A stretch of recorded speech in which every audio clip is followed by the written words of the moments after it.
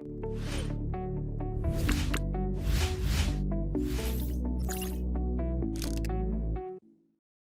everyone, welcome to Untitled Innovation. இந்த வீடியோவில் நீங்க பார்க்கக்கூடியது ஸ்டெப்பர் மோட்டார்னா என்ன, அது எப்படி வேலை செய்யும், அதோட டைப்ஸ் என்ன, எக்ஸாம்பிள் சர்க்யூட் என்ன அப்படிங்கிற ஒரு பெர்ஃபெக்ட் அவுட்லைன் தான் பார்க்க போறோம். ஸோ வீடியோவை கடைசி வரைக்கும் பாருங்க. What is stepper motor? Stepper மோட்டார்னா என்ன அப்படிங்கிறத சிம்பிள் டெஃபினிஷன் சொன்னா அது ஒரு brushless DC motor that rotate in steps. ஒரு டிசி மோட்டாரை நீங்க எடுத்தீங்க அப்படின்னா அது ரொம்ப ஃப்ரீ வீலா சுத்தம். ஆனா ஸ்டெப்பர் மோட்டார் அப்படி கிடையாதுங்க. அது ஸ்டெப் ஆங்கிள் பேஸ்டாக தான் சுத்தம். உதாரணமாக நீங்கள் ஒரு ப்ரொடெக்டர் எடுத்து அதில் ஒரு 0 பாயிண்ட் வச்சுக்கிட்டு அதில் 1 டிகிரிக்கு ஒரு லொக்கேஷனை நீங்கள் பாயிண்ட் பண்ணீங்க அப்படின்னா அந்த 1 டிகிரிக்கு மட்டும்தான் சுற்றணும் அப்படின்னா நம்ம ஸ்டெப்பர் மோட்டாரை பயன்படுத்தலாம். ஏன்னா டிசி மோட்டாருக்கெல்லாம் இந்த ஸ்டெப் ஆங்கிள் பேஸ்டாக ரொட்டேட்டே ஆகாது. அதே நேரம் ஸ்டெப்பர் மோட்டாரை பொறுத்த வரைக்கும் நீங்கள் ரொம்ப ஈஸியாக எனக்கு இவ்வளோ டிகிரி தான் வேணும் அப்படிங்கிறத முடிவு பண்ணலாம். அது மட்டும் இல்லாமல் இந்த ஸ்டெப்பர் மோட்டார் நாம எலக்ட்ரிக்கல் பல்சஸ் மூலமா தான் ரொட்டேட் பண்ண வச்சுக்க முடியும். எப்படிங்கிறத நான் போக சொல்றேன். பட் ஒரு ஸ்டெப்பர் மோட்டாரை மேனுஃபேக்சர் பண்ணும்போதே அது எவ்வளவு ஸ்டெப்ஸ்ல 360 டிகிரி ரொட்டேஷனை அச்சீவ் பண்ணணும் அப்படிங்கிறத முடிவு பண்ணுவாங்க. உதாரணமா எனக்கு 4 ஸ்டெப்ல 3 டிகிரி 60 டிகிரிக்கு, அதாவது ஒரு ஃபுல் ரொட்டேஷன் மோட்டார் சுத்தணும் அப்படிங்கிறத முடிவு பண்ணிட்டாங்கன்னா மினிமம் ஸ்டெப் ஆங்கிள் பார்த்தீங்கன்னா 90 டிகிரியா இருக்கும். ஏன்னா 90 டிகிரி நீங்க 4 மல்டிப்ளை பண்ணீங்கன்னா 360 டிகிரி வந்துடும். அப்ப 4 ஸ்டெப்ல என்னோட மோட்டார் ரொம்ப சிம்பிளா 360 டிகிரி ரொட்டேஷன் கிடைச்சிடும். அதே நேரம் எனக்கு ரொம்ப மினிமம் வேணுங்க.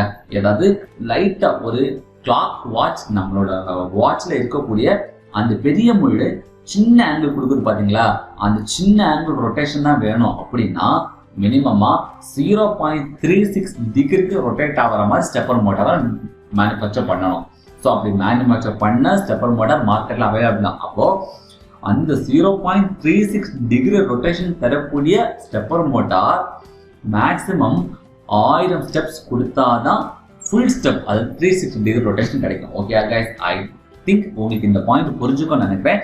ஸோ ஸ்டெப்பர் மோட்டார் வாங்கும் போதே அது எவ்வளோ ஸ்டெப்ஸ் கொடுக்கும், எவ்வளோ ஸ்டெப்ஸ்ல 360 டிகிரி ரொட்டேஷன் கிடைக்கும் அப்படிங்கிறத பார்த்து தான் நம்ம அப்ளிகேஷன் சூஸ் பண்ணணும். அதுதான் பெட்டராகவும் இருக்கும். ஏன்னா 12, 24, 72, 144, 180, 200 இந்த மாதிரி நிறைய வெரைட்டிஸ் இருக்கு. அப்ளிகேஷனுக்கு ஏற்ற மாதிரி நாம சூஸ் பண்ணணும். அதுதான் நம்ம பண்ண வேண்டிய முக்கியமான point. How does it works? இது எப்படி வேலை செய்யும் அப்படின்னு பாத்தீங்கன்னா ஃபர்ஸ்ட் இதோட காம்பனன்ட் டீடைல் தெரிஞ்சுக்கணும். அதாவது கன்ஸ்ட்ரக்ஷன். இந்த கன்ஸ்ட்ரக்ஷனை பொறுத்த வரைக்கும் இதுல மொத்தமா 2 மேக்னெட் இருக்குங்க. ஒன்னு ரோட்டார், இன்னொன்னு ஸ்டேட்டர். ரோட்டார் அப்படிங்கிறது பெர்மனன்ட் மேக்னெட், ஸ்டேட்டர் அப்படிங்கிறது நம்ம எலக்ட்ரோ மேக்னெட். நம்ம என்ன பண்ண போறோம் அப்படின்னா ஒரு ஷாஃப்ட், அதாவது நீங்க வெளியே மோட்டாரை கனெக்ட் பண்றதுக்கு ஒரு ஷாஃப்ட் வச்சிருக்கீங்க பாத்தீங்களா, அந்த ஷாஃப்டை ஒரு ரோட்டார்ல கனெக்ட் பண்ணுவோம். அந்த ரோட்டார் பெர்மனன்ட் மேக்னெட். மேக்னெட்டை பொறுத்த வரைக்கும் நமக்கு தெரியும் அதுல நார்த் போல் சவுத் போல்னு 2 ஏரியா இருக்குது. ஸோ நார்த்தும் ரிப்பல் ஆகும், நார்த்தும் சவுத்தும் அட்ராக்ட் ஆகும். இதுதான் கான்செப்ட். அப்ப நம்ம என்ன பண்ணணும் அப்படின்னா நம்ம இந்த ஸ்டேட்டர் இருக்கு பாத்தீங்களா, இந்த ஸ்டேட்டர்ல பாத்துட்டீங்கன்னா மொத்தம் 4 போல் இருக்கு. அந்த 4 போல்ல என்ன பண்ணிருப்பாங்கன்னா காயில் ஒயரை சுத்தி வச்சிருப்பாங்க. இமேஜ்னா இந்த இமேஜை பாருங்க தெரியும். பாத்தீங்களா, காயில் ஒயரை சுத்தி வச்சிருக்காங்க. ஆனா சென்டர்ல இருக்கிறத பாத்தீங்கன்னா பெர்மனன்ட் மேக்னெட்.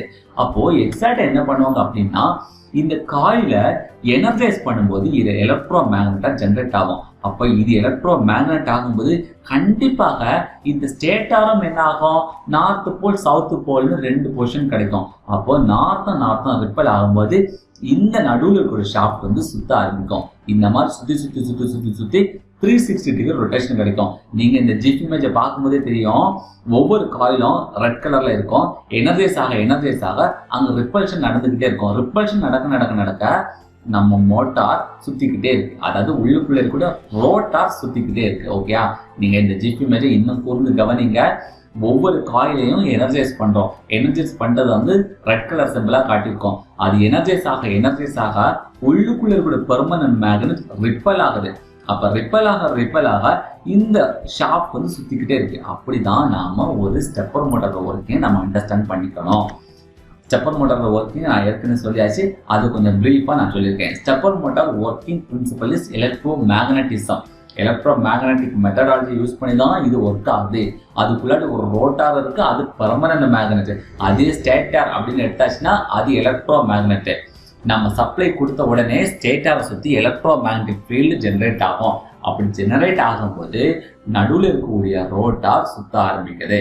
நீங்கள் ஸ்டெப் ஆங்கிள் அதிகமாக வேணும் அப்படின்னா நீங்கள் ஸ்டேட்டாரோட பைண்டிங்கோட நம்பர்ஸை நீங்கள் இன்க்ரீஸ் பண்ணணும். இதில் பார்த்துட்டிங்கன்னா மொத்தமே 4 போல்ஸ் தான் இருக்குது. அப்போ 4 போல்னா மினிமமே 90 டிகிரி ரொட்டேஷன். அப்போ 90 4 பெருக்குனீங்கன்னா 360 டிகிரி வந்துடும்.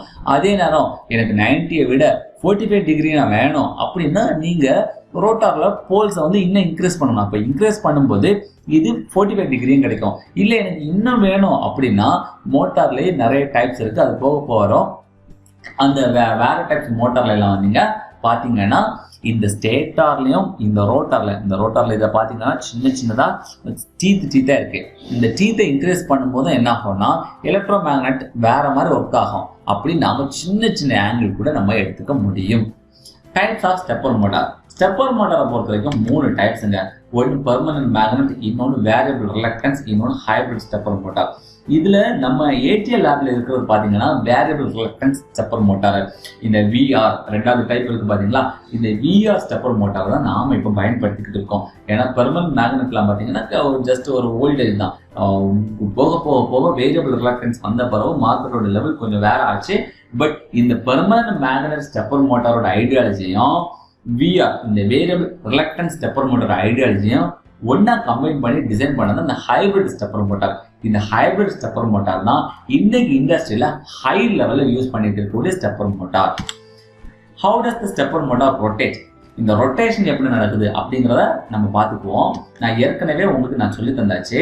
ஸோ அதே மெத்தடாலஜியை நான் உங்களுக்கு இன்னொரு அண்டர்ஸ்டாண்டிங்காக நான் சொல்றேன். இப்போ இதில் பார்த்துட்டீங்கன்னா ஃபர்ஸ்ட் இந்த இமேஜை ABCD அப்படி வேணா நீங்க வச்சுக்கோங்க. நீங்க முதல் இமேஜை பாருங்க. ஒரு ஸ்டெப்பர் மோட்டார்ல நார்த் போல் சவுத் போல், அதாவது ரோட்டார் வந்து சரியா ஒரு பொசிஷன்ல இருக்கு. இப்போ என்ன பண்றாங்க, 2 காயிலை எனர்ஜைஸ் பண்றாங்க. இந்த காயிலையும் எனர்ஜைஸ் பண்ணும்போது இந்த காயில வந்து சவுத் போல் ஜென்ரேட் ஆகுது, இந்த காயில நார்த் போல் ஜென்ரேட் ஆகும். அப்போ நார்த்தும் சவுத்தும் அட்ராக்ட் ஆகும்போது இந்த ரோட்டார் என்ன ஆகுது, ஆட்டோமேட்டிக்கா இந்த அட்ராக்ஷன் எதுக்கு போயிடுது. இந்த ரெண்டுமே என்ன ஆகும்னா டம்மியா இருந்தோம். இந்த சவுத்தும் நார்த்தும் அட்ராக்ட் ஆகும். இப்போ ஜஸ்ட் இங்க வருதா. At the same time first இந்த காயிலை என்ஜாய்ஸ் பண்றவங்க பண்ணிக்கிட்டு என்ன பண்ணணும், ஒரு சின்ன கேப்ல இன்ஸ்டண்டா அடுத்த 2 காயிலை என்ஜாய்ஸ் பண்ணணும். என்ஜாய்ஸ் பண்ணும்போது இங்க என்ன ஆகும், இங்கேயும் நார்த் போல் சவுத் போல் வந்து கிரியேட் ஆகும். அப்போ இந்த நார்த்தும் இந்த சவுத்தும் அட்ராக்ட் ஆகும்போது ரொட்டேட் ஆகும். சிமிலர்லி அடுத்ததும் மறுபடியும் என்ன பண்ணணும், திருப்பியும் இந்த மேலே இருக்கக்கூடிய 2 போல மேலே கீழே இருக்கக்கூடிய போல்ஸை வந்து எனர்ஜைஸ் பண்ணோம். அப்போ என்ன ஆகும், இப்படி இருக்கிறது மறுபடியும் ரொட்டேட் ஆகுது. இந்த மாதிரி ஒரு 4 டேன் கரெக்டாக பண்ணோம்னா நமக்கு 360 டிகிரி ரொட்டேஷன் கிடைச்சிக்கிட்டே இருக்கும்.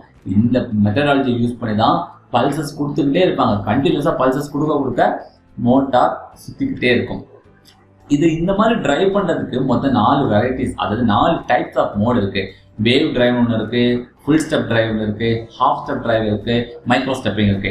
இது இந்த மைக்ரோ ஸ்டெப்பிங் மெத்தடாலஜியை நாம யூஸ் பண்ணாதான் ரொம்ப மினிமம் ஸ்டெப் ஆங்கிள், அதாவது 0.36 டிகிரி ரொட்டேஷன் நம்ம எடுக்க முடியும்.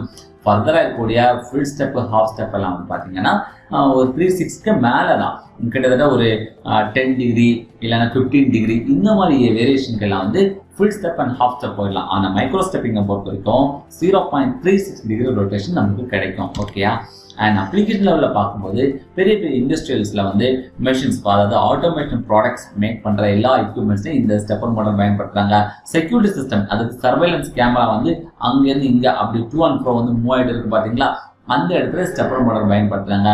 மெடிக்கல் இண்டஸ்ட்ரீஸ், அது வந்து ரெஸ்பிரேட்டரியாக இருக்கலாம், இல்லைன்னா பிளட் அனாலிசிஸாக இருக்கலாம், இல்லைன்னா டென்டல் ஃபோட்டோகிராஃபி ஃப்ளூயிட் பம்ப்ஸாக இருக்கலாம். இந்த மாதிரி நிறைய இடங்கள்ல இந்த ஸ்டெப்பர் மோட்டார் பயன்படுத்துறாங்க. கன்சூமர் எலக்ட்ரானிக்ஸை பொறுத்த வரைக்கும் நிறைய டிஜிட்டல் கேமராஸ்ல எல்லாம் வந்து ஸ்டெப்பர் மோட்டார் பயன்படுத்துறாங்க. ஏன்னா ஸ்டெப்பர் மோட்டாரை பயன்படுத்தினா ரொம்ப ஸ்மூத்னஸ்ஸாக ரன் பண்ணிக்கலாம். ஏன்னா நீங்கள் உங்களுக்கே தெரியும், டிசி மோட்டாரில் ஒரு கேமராவை நீங்கள் கனெக்ட் பண்ணிட்டு மோட்டாரை நீங்கள் சுற்றிங்கன்னா கேமரா ஃப்ரீ வீலாக சுற்றிக்கிட்டே இருந்தோம். அதே ஸ்டெப்பர் மோட்டாரை பொறுத்த வரைக்கும் ஸ்மூத்தாக கேமராவை டியூன் பண்ண எடுத்துக்கலாம், அதாவது டேன் பண்ண வச்சுக்கலாம். அதனால ஸ்டெப்பர் மோட்டாரை நிறைய எலக்ட்ரானிக் காம்பனன்ட்ஸ், நிறைய கன்சூமர் எலக்ட்ரானிக்ஸில் ஜிம்பல் இந்த மாதிரிப்பட்ட டிவைஸ்லாம் பயன்படுத்துகிறாங்க. இது ஒரு எக்ஸாம்பிள் சர்க்யூட். இந்த எக்ஸாம்பிள் சர்க்யூட்டை பார்க்கும்போது உங்களுக்கு இன்னொரு ஐடியாலஜி கிடைக்கும். அதாவது ஒரு ஆர்டினோ போர்டு இருக்கு, அந்த ஆர்டினோ போர்டுல தான் இந்த ஸ்டெப்பர் மோட்டாரை கண்ட்ரோல் பண்ண போறோம். அதாவது இந்த பல்ஸ் எல்லாமே இந்த ஆர்டினோ போர்டுல தான் வரும். வாரதை ஒரு மோட்டார் டிரைவ் போர்டில் கொடுத்து மோட்டார் டிரைவ்லேருந்து ஸ்டெப்பர் மோட்டார் கொடுக்குறோம். அதனால இதில் நீங்கள் ஞாபகம் வச்சுக்க வேண்டியது, கண்டிப்பாக ஒரு ஸ்டெப்பர் மோட்டாரை பயன்படுத்தினா அதுக்கு ஒரு மோட்டார் டிரைவ் போர்டு தேவை. அந்த மோட்டார் டிரைவை வச்சு தான் நாம் ஸ்டெப்பர் மோட்டாரை கண்ட்ரோல் பண்ண முடியும் அப்படிங்கிறத நீங்கள் கண்டிப்பாக ஞாபகம் வச்சுக்கணும். எந்த காரணத்தை கொண்டும் ஸ்டெப்பர் மோட்டாரை டைரெக்டாக ஆர்டினோ போர்டில் கனெக்ட் பண்ண முடியும் அப்படிங்கிறத மட்டும் நீங்கள் நினச்சிக்க கூடாது. கண்டிப்பாக நடுவில் ஒரு மோட்டார் டிரைவ் போர்டு தேவை. நாங்கள் L293 அப்படிங்கிற மோட்டார் டிரைவ் வந்து அதிகமாக நாங்கள் யூஸ் பண்ணுறது வழக்கம். ஸோ எல்லாருமே அந்த போர்டை நீங்கள் யூஸ் பண்ணால் உங்களுக்கு பர்ஃபெக்டான அவுட்புட் கிடைக்கும். ஸோ ஐ ஹோப் உங்களுக்கு ஸ்டெப்பர் மோட்டார்னா என்ன அப்படிங்கிற ஒரு குட் ஐடியா, ஒரு பேசிக் அவுட்லைன் கண்டிப்பாக கிடைச்சிக்கும் நினைக்கிறேன். இன்கேஸ் உங்களுக்கு ஏதாவது டவுட் இருந்ததுன்னா கீழே கமெண்ட் செக்ஷனில் கமெண்ட் பண்ணுங்கள். அட் த சேம் டைம் நீங்கள் காண்டாக்ட் பண்ணோம் அப்படின்னு நினச்சிங்கன்னா 8220711822 இந்த நம்பரை காண்டாக்ட் பண்ணுங்கள். Thank you so much.